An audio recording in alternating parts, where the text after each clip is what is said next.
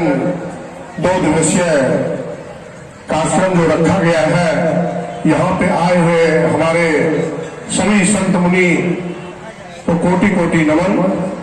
यहाँ पे उपस्थित सभी सत्संग प्रेमी, यहाँ पे उपस्थित हमारे कमेटी के सभी अभिभावक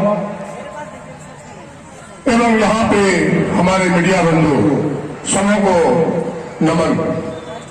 आज बड़ी सौभाग्य की बात है जो कि आज इस ब्लॉक मैदान में इस भव्य सत्संग का आयोजन रखा गया है और यहाँ पे मुझे 2 शब्द रखने का सौभाग्य प्राप्त हुआ।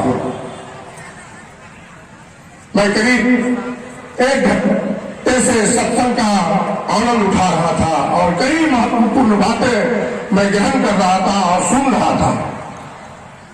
यहाँ ऐसे लोग दूर दराज से चल के आए हैं और सत्संग का अनुभव आपको कई सत्संग में आए होंगे।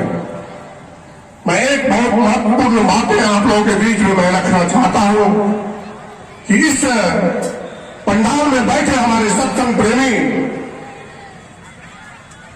सबसे पहले मैं एक उदाहरण के रूप में मैं आप लोगों के बीच में पेश करना चाहता हूं कि कैसे हम माता और पिता का सेवा कर सके।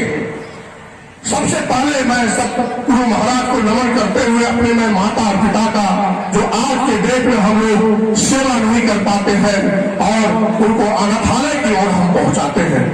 एक हमारे इंजीनियर साहब थे, उनके पिताजी वो जब इंजीनियर साहब बाहर चले गए सर्विस करने के लिए, उनकी पत्नी, उनकी बेटा सभी लोग बाहर चले गए। जब वो हमारे इंजीनियर साहब अपने पिताजी को अनाथालय में छोड़े, जब अनाथालय में उनका 1 साल बीत गया, अनाथालय में जो उनके संचालक थे उन्होंने इंजीनियर साहब को फोन किया,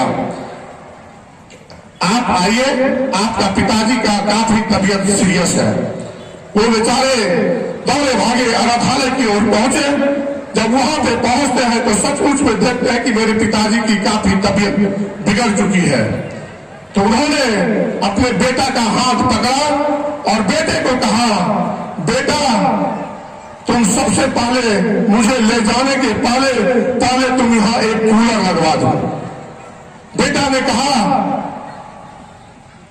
पिताजी ये आप क्या बोल रहे हैं? बोला, मैं सही बात बोल रहा हूं बेटा, आज मुझे यहां से ले चलो, कल तुम्हें भी तुम्हारा बेटा यहां पे ला के पहुंचाएगा तो तुमको इस चीज का एहसास नहीं होगा। इसीलिए मैं पहले तुमको कह रहा हूं कि अनाथालय में तुम पहले कूलर का व्यवस्था कर दो।